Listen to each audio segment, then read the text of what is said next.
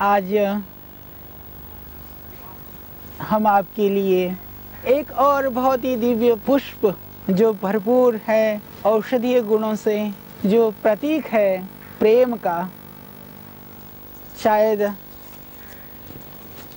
इस पुष्प को देखने से आपको कुछ महसूस करा दे। यह फूल आपके हृदय के तारों को झंकृत कर दें। यह फूल, इसका नाम है गुलाब।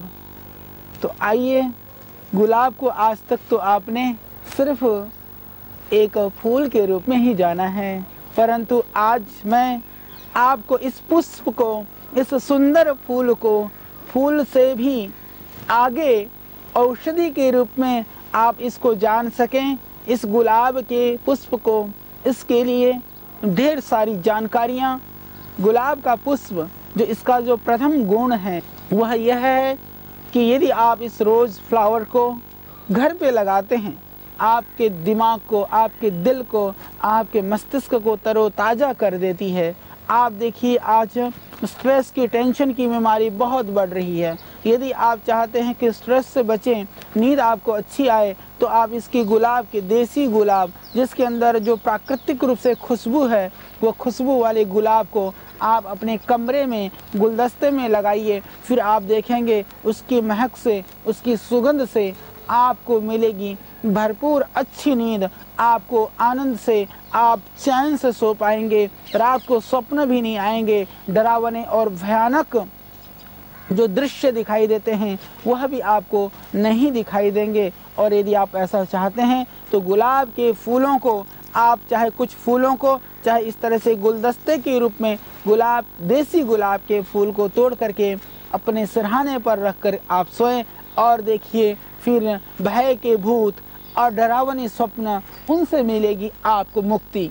आप गुलाब जल का प्रयोग, इस गुलाब का अर्क का प्रयोग वो भोजन में भी कर सकते हैं।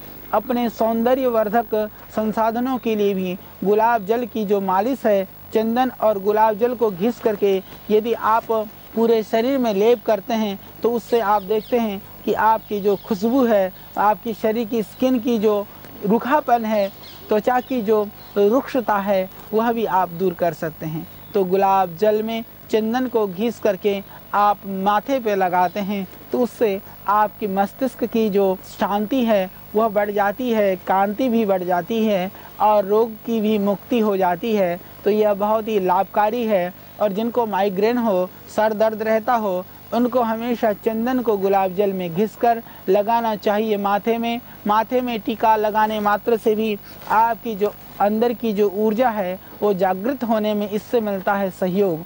हमारी परंपरा में जितनी भी परंपराएं थी, सब वैज्ञानिकता से परिपूर्ण हैं। उनके पीछे एक वैज्ञानिकता, एक विज्ञान छिपा हुआ है।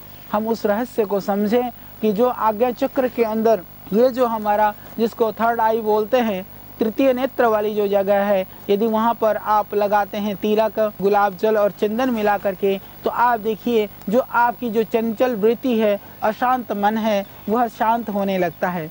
तो यह गुलाब के फूल आपको देते हैं मानसिक प्रसन्नता, साथ ही आपको इससे मिलती है शांति, मानसिक तृप्ति और आनंद की अनुभूति। तो आनंद की प्राप्ति के लिए, मानसिक शांति के लिए और बाह्य दोषों की निवृत्ति के लिए हम अपने घरों में देसी गुलाब के पौधों को लगाएं।